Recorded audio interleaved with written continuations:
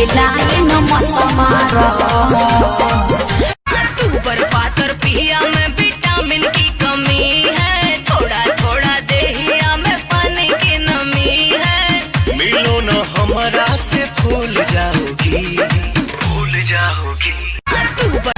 मारो दारू मिस कोल अभी गरम माहौल बदनाम करवई बुका गइया में। अरे ना हो जाड़ा लागत अब मिले खाती अब तू कोरा में सुताब घुसाई। दादा लॉकडाउन खुली अब कब जी, अरे कब जी, अरे कब जी, अरे कब ना जी। हमर मौगी खेलत बिया पबजी, हम तो दुनू बेरा कटनी सब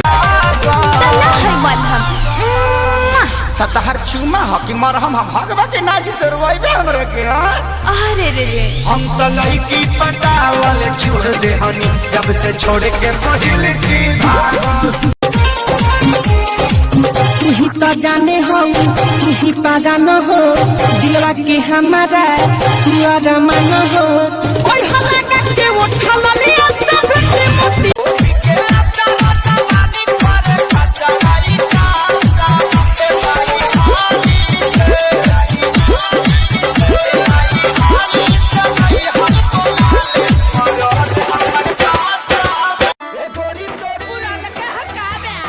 अरे ना होई खेसरिया के हे गोरी तोरी चुनरी बझली कौआ जान मारे लहंगाई लखना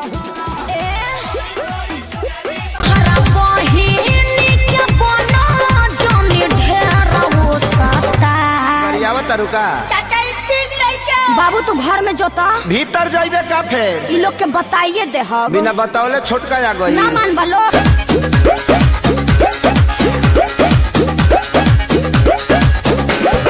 छोड़ी नई हवावा गोइल ससुरावा, तड़पत होई परान जान मोरा रोवत हो।